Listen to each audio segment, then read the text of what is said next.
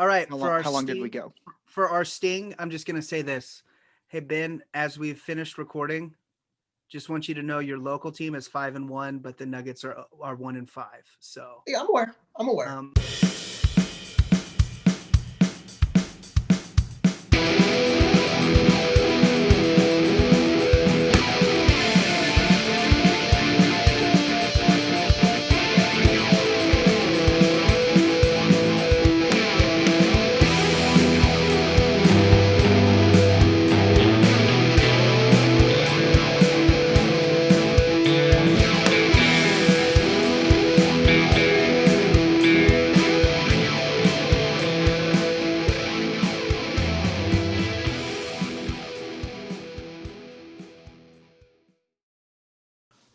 Hello. All right. Welcome, everyone, to Sports Den, the podcast. It is time. We missed it. We could have done this last week, but it is time for the Overreaction early season podcast to the NBA.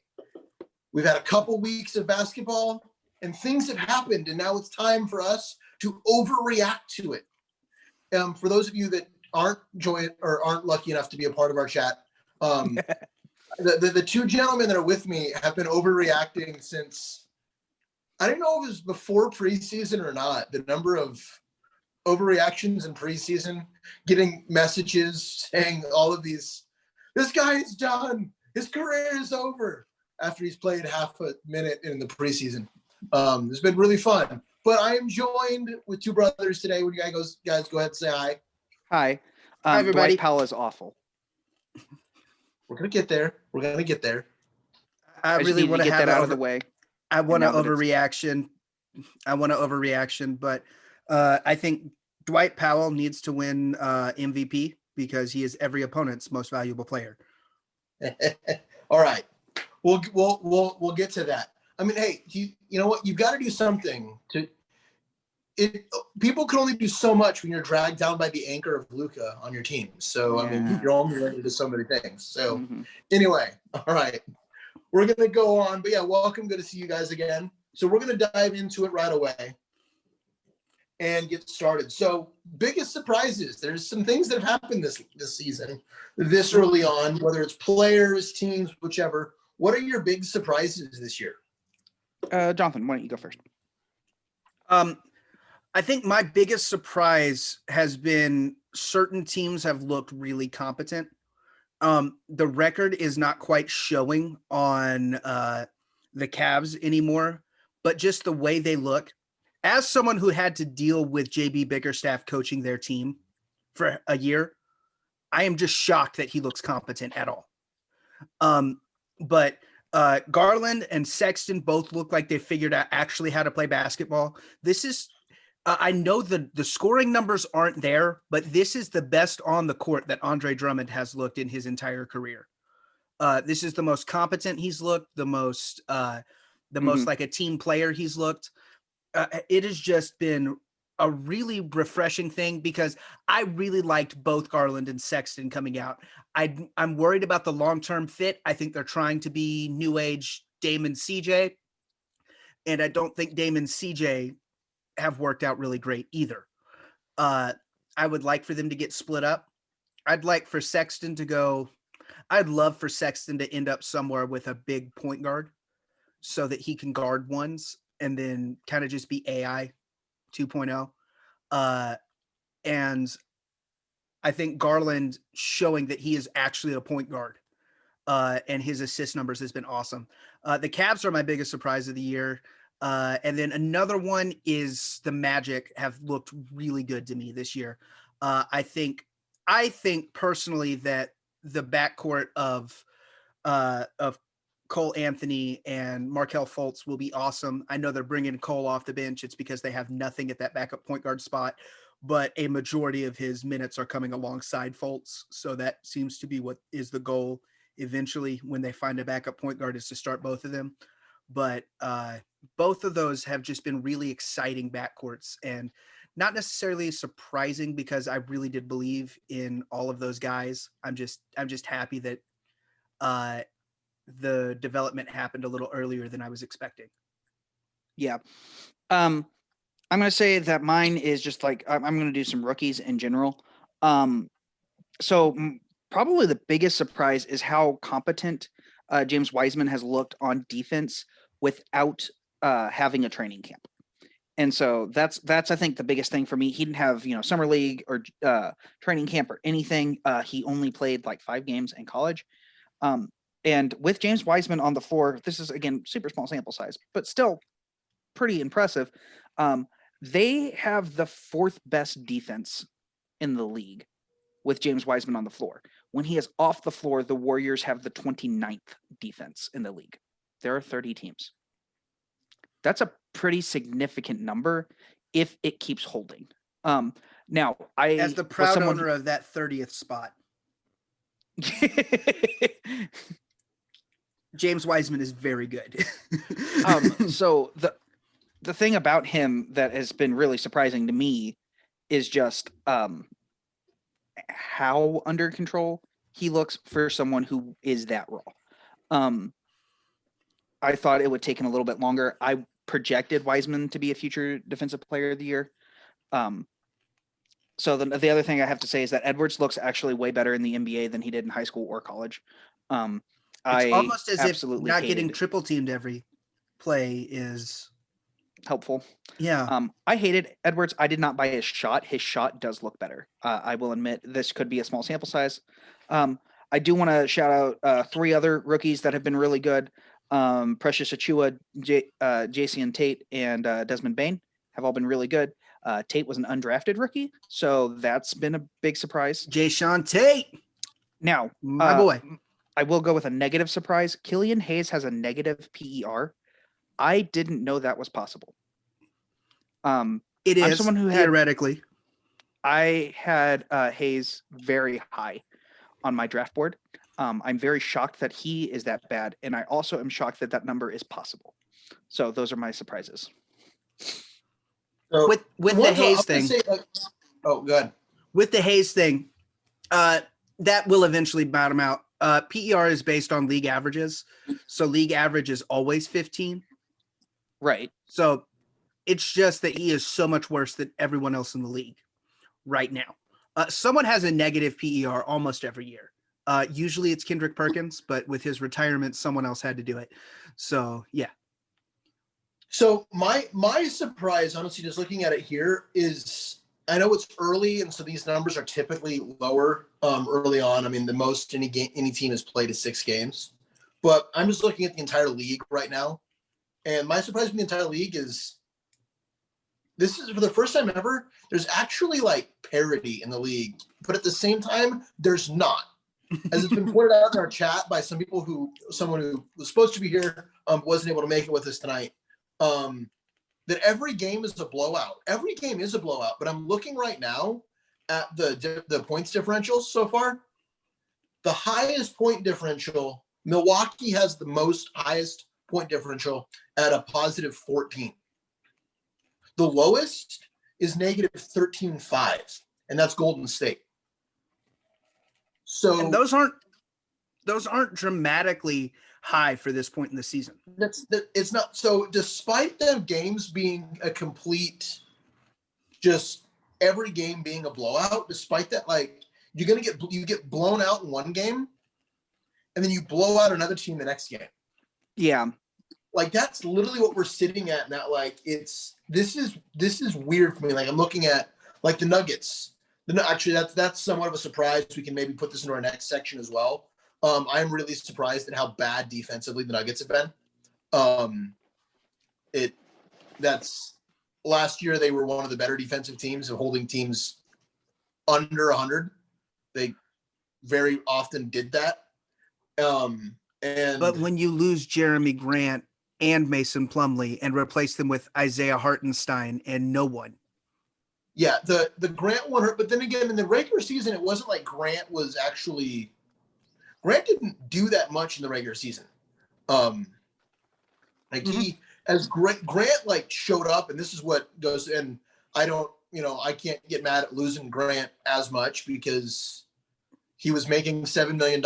We offered him 14, and then he got offered 22.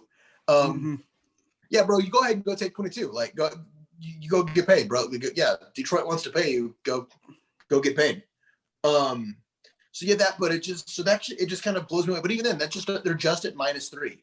As bad as they've been this year, they're still just at -3 differential. So it's really, really crazy. I think part of that, as you kind of hinted at, is the no one's playing good defense, and maybe that's just a continuation of the bubble. Remember, no one played good defense in the bubble, so maybe that's not a surprise. Maybe it's a surprise that it's not a surprise. But yeah, like maybe just continuation of that. But yeah, no one played good defense all summer, and look at this, no one's still playing any good defense. Well, some of that is a lot of the rule changes are very, very anti-defense. When we've got like Trae Young can just flop backwards into a defender, and that means he gets the free throws. That's weird. That's suspicious. That's weird. Well, yeah, but I'm looking at now. I mean, the opponents of the lowest opponent points per game, I believe, is Phoenix. Which, go figure, a Chris Paul team actually has the lowest points per game average at 97. Only three teams are averaging giving up less than 100. And every team is averaging scoring more than 100. Like, defense might just be dead. Like, is that a... Well, also, not having a training camp, like, that's what you work on in training camp is defense. Is your defensive rotations, Yeah. Because people intuitively know how to play offense. Like, ball go in hoop. Like, and you can work on offense. You can work on offense by yourself. You can work on dribbling. You can get it. You can get a shooting machine and just post up in the corner and let it spit balls at you. You can't sit at home and work on defense. And so it's going to happen when there's a shorter training camp. We saw this even with the NFL with having the shorter preseason. With having all those no preseason really. They had, OTAs and whatever, but no preseason games. You saw it with them having a lot of the individual skill work looked fine, catching, all that stuff, but with no full contact practice, you saw a lot of missed tackles, but it ironed out as people played into game speed. Mm-hmm. And we'll see that people will play into game speed, and the defense will iron out a little bit. It's very, very hard to play defense, especially team defense, when you didn't get to practice together. Right, and that's something that I think will get better as the season goes along. But it's also not super fun to watch right now. I wish they would have done at least one more week of training camp. Yeah. But yeah. I would agree with that.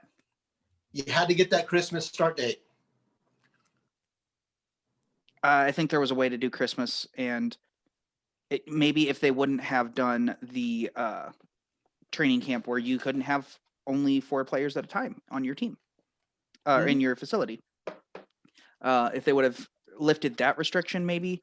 But then again, even with that restriction, like all the Rockets tested positive at once. So I don't know. Maybe they were kind of in a rock and a hard place. Mm-hmm. But all right, go ahead. We'll go ahead and move on then to the next question we have is who has been hot and who has not been hot? Again, players, teams, whichever you're thinking. Okay, player, Kevin Durant looks like Kevin Durant. Mm-hmm. I think he's averaging more points than minutes at this point. He looks really good. He can move also on defense, which is kind of surprising. Was not expecting him to look this good, this fast. Now, admittedly, he set out for 2 full years. Or for almost 2 full seasons. What would have been 2 full seasons? It was 500 and something days. So yes, he set out for a long time, but he looks incredible. So that was, I think, my biggest surprise. Like he is hot to start the season. He can make plays off the dribble. He's moving fast. His team is terrible on defense, but that's probably because he's the best defender on his team, and that should not be the role that you have Kevin Durant in. So, other than that, he's definitely the one to me that's the most hot.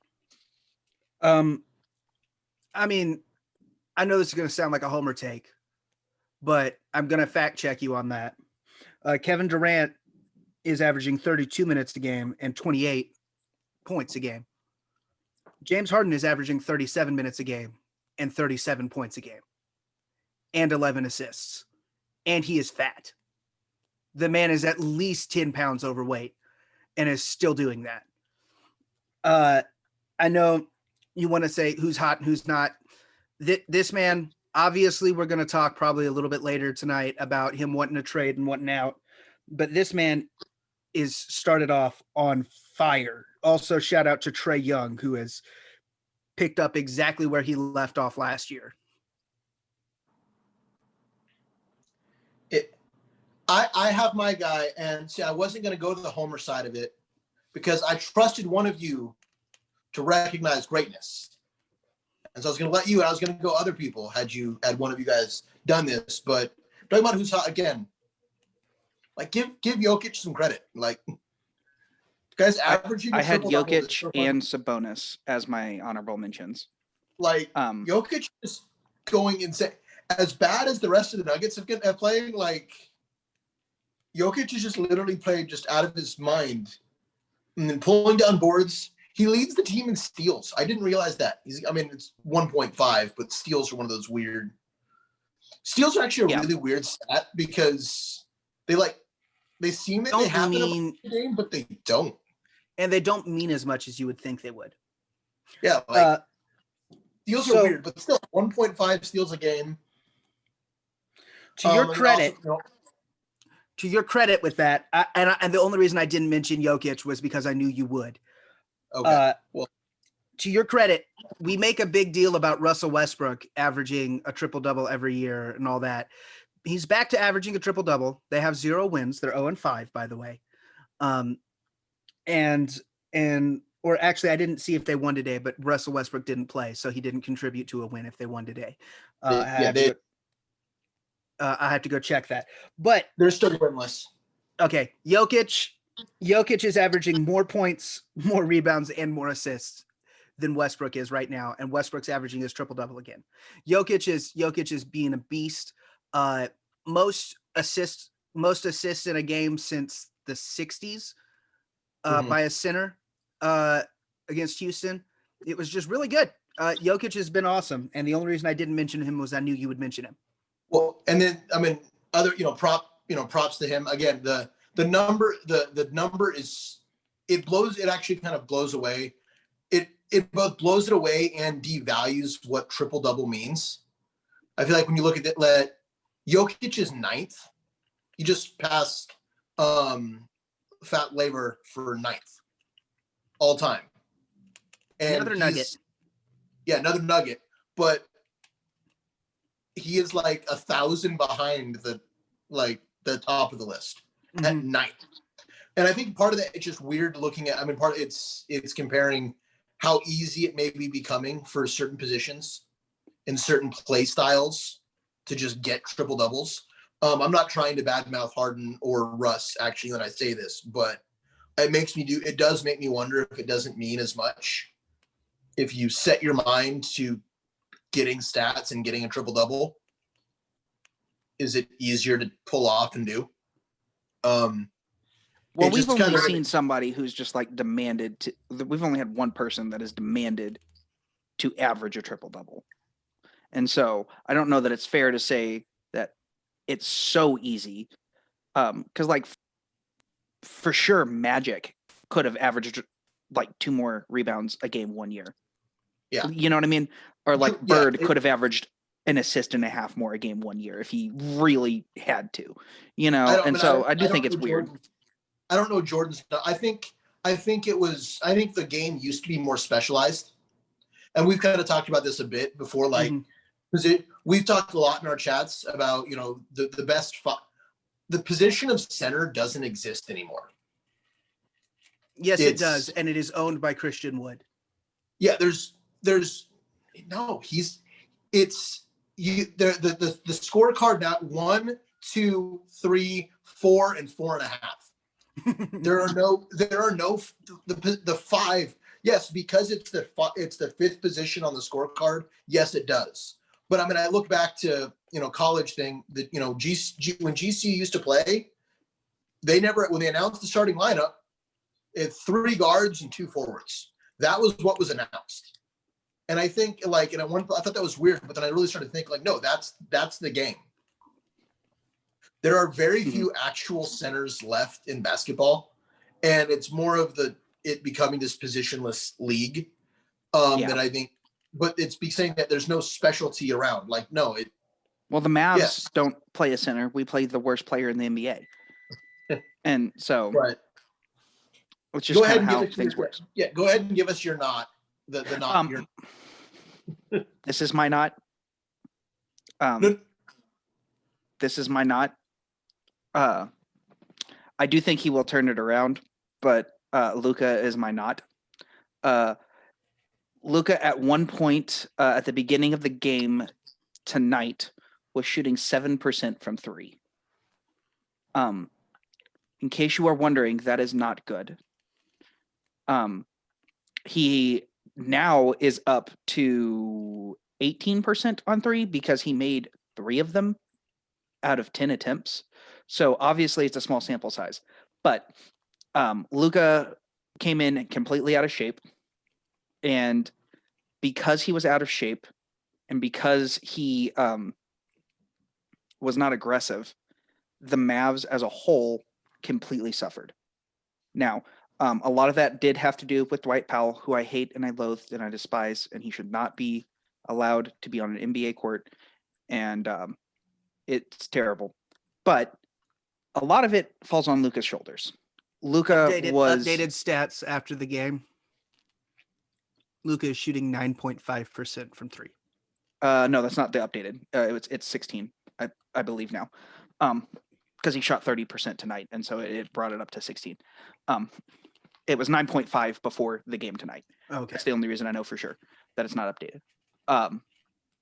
And so Luka had to get his turnovers, and his 3-point shooting has got to get under control, and his weight is a huge problem. He could not drive to the basket, so he was settling for contested threes because his weight was not in control. Today, he was a lot better.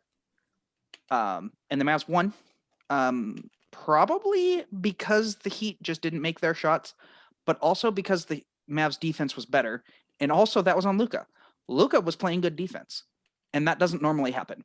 And so if he's going to be the superstar, he has to be the superstar, and he has to set the tone. And so he was the one, to me, who was not hot. Hey, based on things that have been said, I'm shocked that you didn't go Powell there. Powell's a different category. He is a horrible basketball player. He is worse at basketball than Michael Jordan was at being good at basketball. Was that on-off splits that you're using for that, right? Plus minus that you're using for that? Net rating. Net rating. Okay. Because there really was one of the numbers, it's literally as good as Michael Jordan was above everyone else, is how far below Dwight Powell was.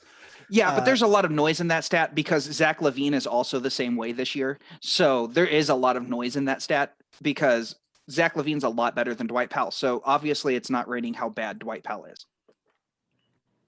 Mm-hmm. My guy, Russell Westbrook. The fact that we got a first and a better player for Russell Westbrook is crazy. Russell Westbrook, yeah, he's averaging a triple-double.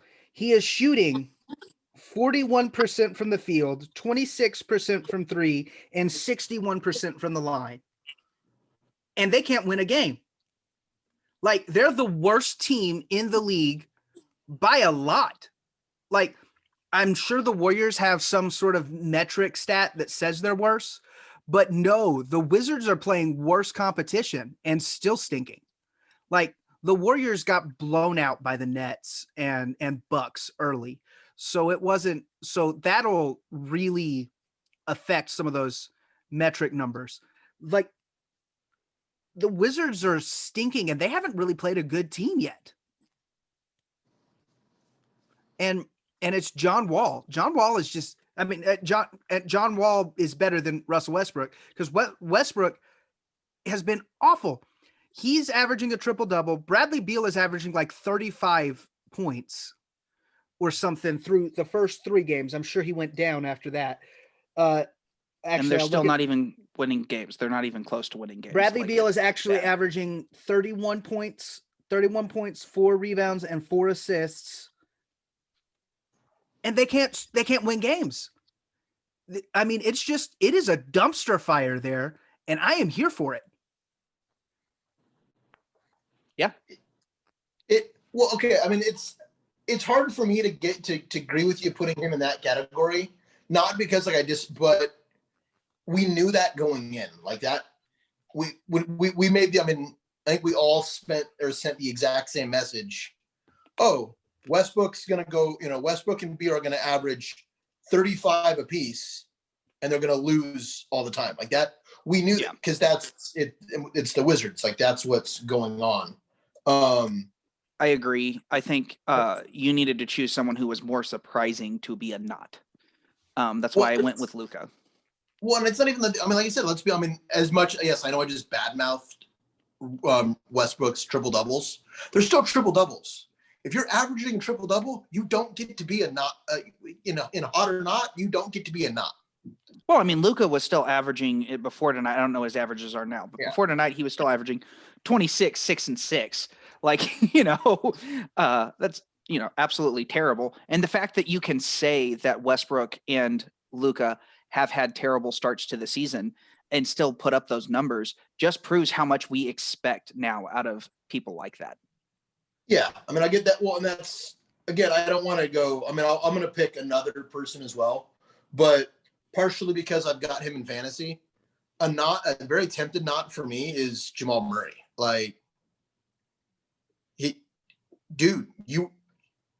you were supposed to, like, the NBA had you pegged like that. The game, as a Nuggets fan, of my conspiracy theories of the NBA are not hidden. I was really excited as a Nuggets fan because I thought the Nuggets finally had someone the NBA would be willing to market. And if you're going to be that guy, I'm going to go ahead and need you to step up and play. Yeah, I was kind of surprised. As we speak, there is still 2 minutes left in the game, and he has 31 points, 4 rebounds, and 4 assists and 2 steals. Well, maybe he stepped up tonight, so maybe this is a little early. But I guess the other not I will go with, and the Wizards are still winless. So, but the not I said I was gonna go away from the homer. Can we talk about Jamal Murray for just a second? Go ahead. I just want to say I almost had him as my not, and I didn't want you to think that I was trolling, so I went ahead and went with Luka. I expected more out of him. I want him to be good. He is the kind of player who is electrifying to watch. Yes. I am someone who doesn't like Donovan Mitchell. I want to trade James Harden for Jamal Murray. He is electrifying to watch when he's on, but he is so inconsistent. It is frustrating. And I really wish he would be on more. I think he needs passion. He needs that. He needs something there, which it's nice as long as it's really nice when you can kick it into a next level with passion. But for that to be good, like, I need you averaging 25. And then, to quote Michael Jordan, then when people make things personal, then you bump it up to 35. Yeah. But you got to live at 25 in order for you to make things personal, bump it up to 35. Yeah. Like, and he lives at like 18, doesn't he? Like, right? That's right around where he's at. Yeah. 18. I mean, he needs to be a 20 point per game scorer because he has every bit of that skill. He is super skilled. Another side of it, and we haven't shown it this year, but the Nuggets are also a weird team to look at those averages, kind of a thing, because the way the Nuggets are constructed, the way Malone wants to build that team, is that anyone can kill you on any given night. Sure. So there are absolutely nights where you can look and go, man, he completely crapped out. He only got 10 points that game. Yeah, that's because that night it was Will Barton's night, and he went off for 40, and everyone else was, taking care of doing the other side of it. Like, that's how the Nuggets are constructed, and I like that that's how the Nuggets are constructed. That's true. To Murray's credit, he's lost a lot of touches to Michael Porter Jr. And he's gone off tonight because Michael Porter Jr. didn't play tonight. Mm-hmm. Which, that's a big portion of it. But the guy that I was gonna really pick, the guy I was leaning in on, who I really expected more. I know there's some people on our pod, some people in our group who did not like. I trusted Warriors management when they invested and they said they were going to build around Wiggins. I honestly expected that they saw something, and because of what they've done in the past, yes, I know, you put teams together, but Curry is a homegrown talent that became an amazing all-pro player. Thompson was someone that they saw stuff in and, turned him into that guy. Can I be honest with you? Yeah. Wiggins is not the most concerning member of the Warriors starting five to me. Oubre looks worse than Wiggins, and Oubre was supposed to be better than Wiggins. That was the consensus, was that Oubre was better, and as bad as Wiggins has looked, Oubre looks worse.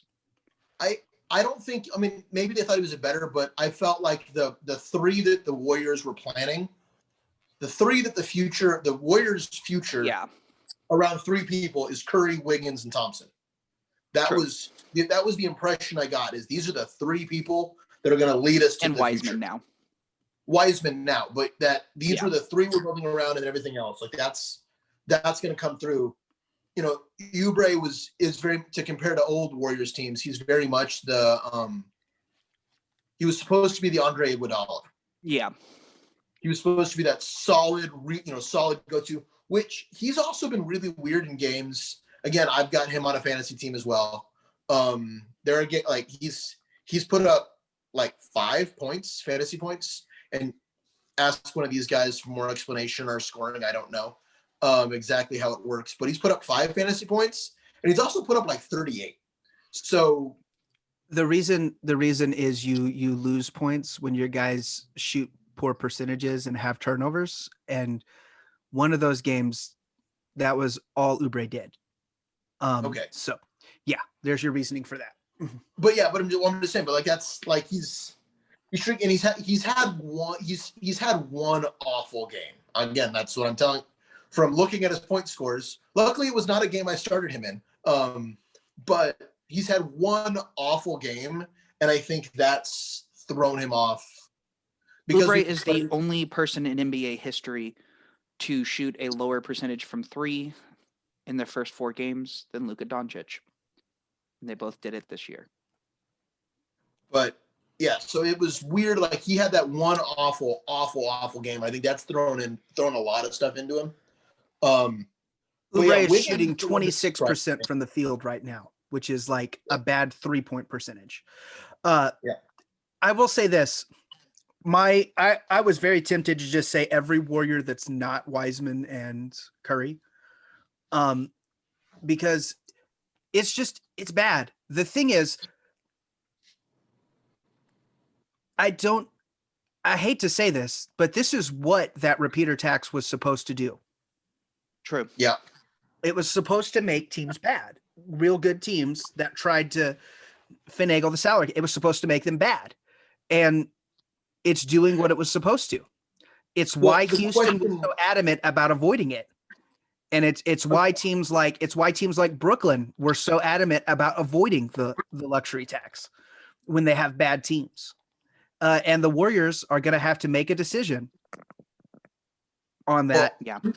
We've got the other thing you got to keep in mind with the Warriors, especially this year. We looked at it a lot last year, and I know you guys aren't as up on him as I am, but you can call, Batman Robin. Robin's missing. I say it's Superman and Batman. They're much closer to equals, I feel like, than otherwise, but Robin's missing. Robin is not going to play this year. So when you were counting on a return, like when you're comparing this to like the, Brooklyn, yeah, they were counting on Kevin Durant to show up, and Kevin Durant showed up, and they're playing well because Kevin Durant showed up. And that's true. The Warriors, they were counting on Thompson and on Clay to show up. He is a lot more to do with that engine than I think a lot of people realized. I don't think people realized how important Clay's off-ball gravity and his ability to score without taking up time. Yeah. His ability to catch and shoot from anywhere, how much that destroys defenses, and also how much room it gives everybody else to operate. If you look at Steph trying to dribble right now, he does these amazing dribbles and like has to lose his player, but he has to do that just to get an easy, normal shot right now. Yeah. Instead of just walking around like he used to have to, because everybody was freaking out about there's also Thompson, and then there's also this guy, and then there's also, they don't have that this year. And so, that's a very good point. The lack of Thompson, I think, has got more to do with anything else that.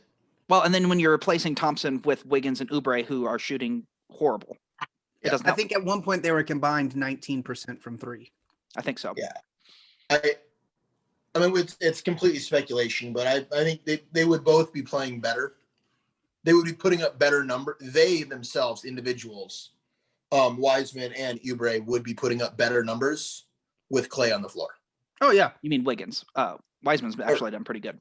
Wiggins. Yeah. I mean, they would all be putting up better numbers, individual stats, which is kind of what we're talking about. Although Draymond's back tonight, so who knows? Maybe that helps. I think that will help just from the defensive point, like I pointed out with Wiseman. Actually, looking at the score, I don't think it helps. 50-35. Yeah, Portland. I think can we move on to something less depressing? Well, I'll add this with my superhero reference. Going more traditional superheroes. If we've got Superman and Batman, Green's Aquaman. Which so in the group as a part of a group, the group can be awesome with Aquaman.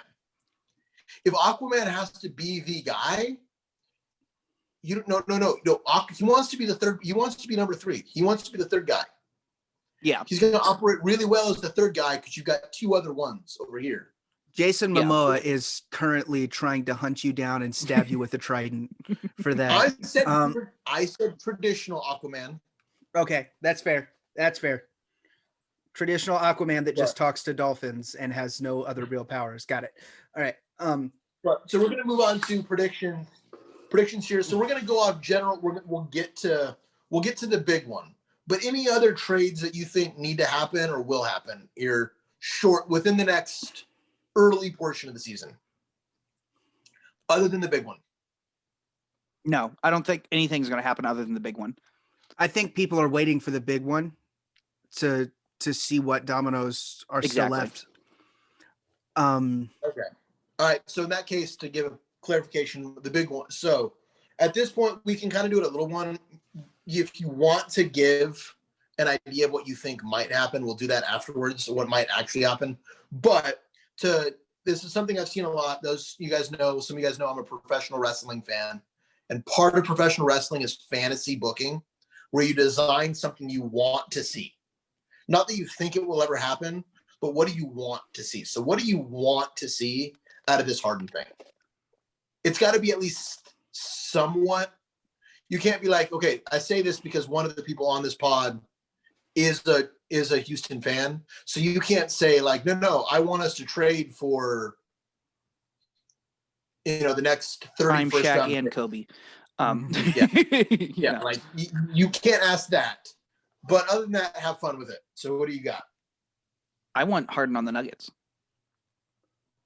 I want if it means Murray and if it means trading Murray and sorry, Murray and Porter. Can we edit that out in post? If it means taking out Murray and Porter Jr. for him, go for it. Maybe if you put both of them in, maybe you can get PJ Tucker as well. But the amount of fear on Ben's face as you speak. Okay, wait. To me, Harden and Jokic would be so offensively, completely and utterly unstoppable in every single way, I would love it. And it takes out you're worried about Porter and Murray being inconsistent. Fat Harden is dominating right now. Yeah, but Jokic needs to have the ball in order to pass it to people. Okay, so he's passing to Harden instead of to Murray. Yeah, but Harden's not giving him the ball earlier to pass to him. I'm okay with this trade as long as you don't add Gary Harris. That dude is trash. But no, okay, so there's two things you said: what we think will happen and what we want to happen. That's what I want to happen. That's not what I think happens. So what I think happens, I'll just go with that. I don't think Harden is traded at all this year. And if he is traded, it's at the February 3rd deadline. I think the only way the Rockets will move on from him, they've got him for 2 more years. They don't care. He's obviously proven he's still going to ball out. Mm-hmm. And so they're going to try to convince him to stay. And so they're just going to roll the dice on it. And if he does get moved, it's because a team like Boston or a team like Brooklyn figures out a Godfather package of, well, even if James Harden didn't want out, we might trade him for this. And so there's that. Now, my realistic one I want to happen, I would like Marcus Smart and Jaylen Brown. I think it fits the roster as currently constructed to make them still fight for a playoff spot, while also giving them a young star to reset the clock and build around with Christian Wood. I think that would be really good. I do not think the Rockets move on for a guy in their late 20s. I don't think they do it. I don't think they'll trade him for a Karis LeVert for a guy like that. It's got to be a younger guy around the same age as Christian Wood for them to feel like they want to trade like that. Because of the Christian Wood thing, I think they go with Ben Simmons. I think also that Morey is very, he's very motivated to get him. And so I think that's going to be the main thing. I want to probably think that Houston will initially win the trade.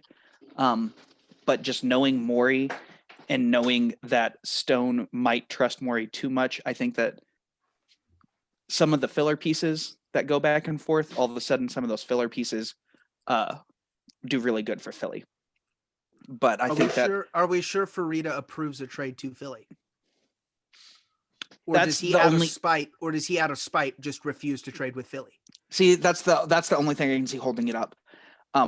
I don't think the Philly fans seem to think that you guys are going to take back Tobias Harris and give them Daniel House as well on top of and Tucker and for all of their trash. I don't think that's going to happen.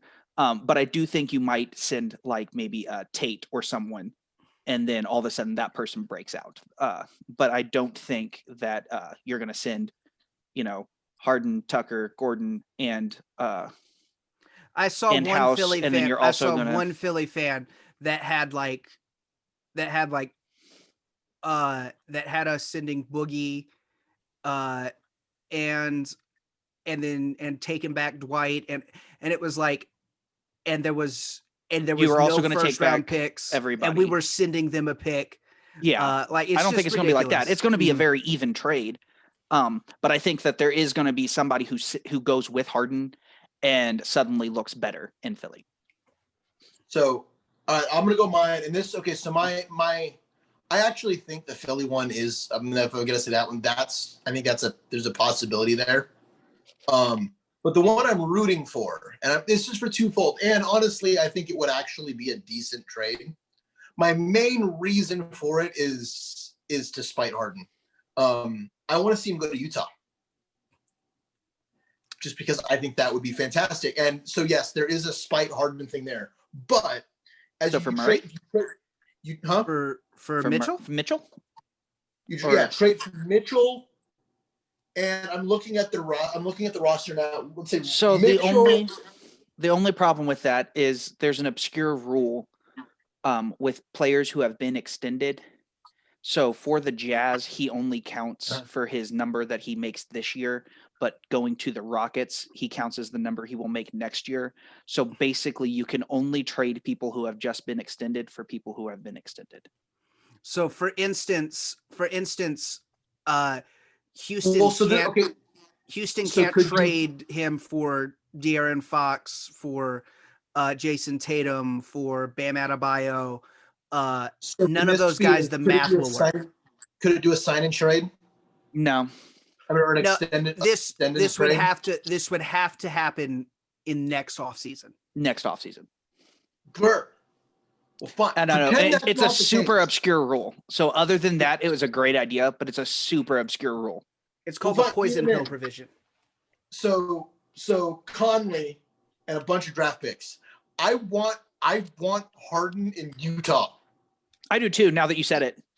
Because I'm just assuming that, there's not the same kind of nightlife. I will say this. I am not well versed in certain nightlife establishments, but I did see a Reddit post where someone graphed the average Yelp review of said nighttime establishments in NBA cities paired up with the average of James Harden's scoring and efficiency.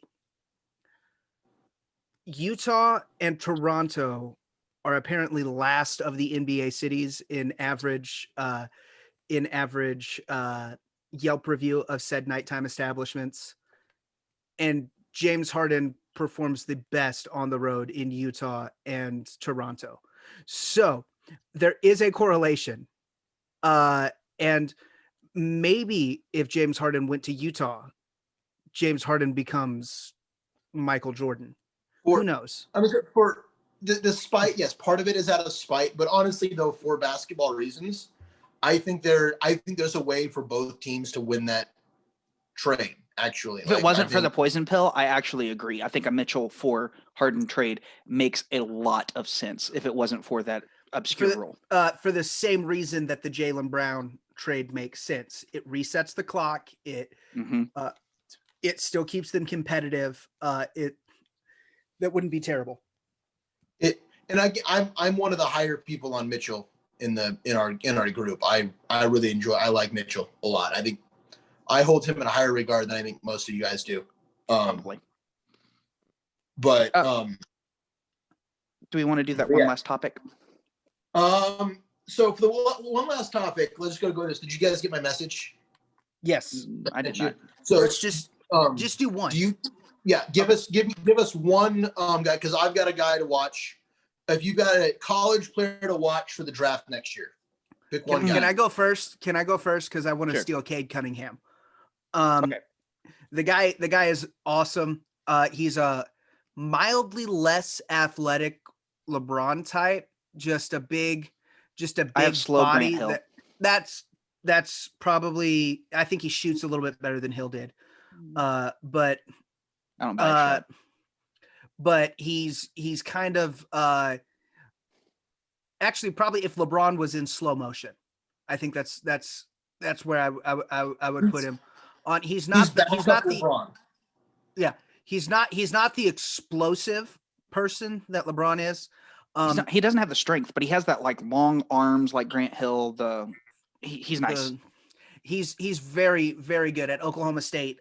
Really fun to watch because he's very much in that mold of I'm going to get everyone else going. I don't have to worry about my numbers. Oh, we're in crunch time now. I'm going to drain 3 threes and block 2 shots. And all of a sudden we're good. And my stats went from like looking pretty pedestrian to, I have a 20-point triple-double now. Right. Like he's just really, really good at controlling the pace of games. He is a legitimate point guard skill in a power forward's body. I think he's really good. I will say that his passing, while his passing itself is awesome, I don't think he knows where to pass to which guy yet. Mhm. And I don't know if that's just that they don't have enough practices at Oklahoma because of the COVID situation, or at Oklahoma State, not Oklahoma. Yeah.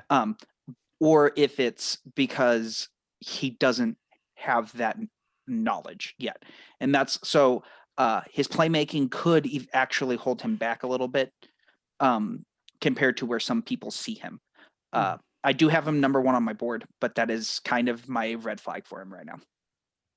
I just think when he moves off ball in the That NBA, and athleticism as well. I just feel like when he moves off ball in the NBA, it's going to really open up his ceiling a lot. Yeah. In the same Who do way you it got? did for Andre Iguodala. I'll let you go Who first. do you have, Jonathan or Jordan? Why don't you go first, Ben, and I'll just take whoever's left. Mine, I have a deeper list. Mine will be a homer pick. I've talked a little bit, Jordan, about it past. Look up Alessandro Levar of GCU. I don't believe he is going to be a lottery. I'm not saying he's going to be a lottery pick. I don't believe he'll be in the first round. But the way his game is played, and I think the growth he has, I would call him a less aggressive Dirk. His game reminds me a lot of Dirk. That's why I actually sent him to Jordan as, look at this guy. He reminds me of Dirk. He's definitely less aggressive. But as a GCU fan, the number of times I scream at my TV just telling him to take over a game because he's 6 inches taller than the guy that's guarding him. Just take over the game. You need to take. He doesn't. I think that's partially the coach, the system he has played it a lot in. But he's a 7-footer who can rake, and 7-footers who can rake from 3 don't come around that often. But he's got a pretty decent post-up game as well. So he's someone I look at in the second round, maybe undrafted. But he's going to be that guy that's going to end up on your bench, and you're going to be, who is this guy on the bench? And all of a sudden he's going to do well for you later on. And I maybe pulls off, comes back and becomes a starter on some team. But yeah, look him up, Alessandro Levar. I do have him in my big board right now. He's like 108, I think, is where I've got him. But I will say that the 2 you can't watch, that I think there's 5 prospects that can be franchise guys, but there's 2 that you can't watch right now because they are in the G League, but the G League is about to do a bubble and they will be playing the whole season now. And that's fantastic. And so hopefully we can get some film on them. But I have Jalen Green and Jonathan Kuminga as the 2 guys you can't watch. They could be fantastic. Probably everybody watching college basketball knows who Jalen Suggs is. He's incredible, gritty, and awesome. I am about this close to having him over Cade Cunningham. So if you have to just watch one person, watch Suggs. He is a dog. He is going to win games just off of effort alone. And then the last guy I'll mention before we get off is Evan Mobley from USC. It's prime Chris Bosh. Like he's Bosh. And all the good things about Bosh. He's got the old school Bosh, like I'm going to shoot from 3, but also the young Bosh of I'm more athletic than everybody else, and I'm going to use my left hand to confuse the snot out of you. And he's also going to play good defense. So those are my guys. Cool. I like it. All right. Well, with that, we're going to go ahead and call it. I think we went a little longer than we meant to go, but we will see it. Enjoyed talking with you guys, and we'll see you guys next time. Have a good one. Yeah. Bye.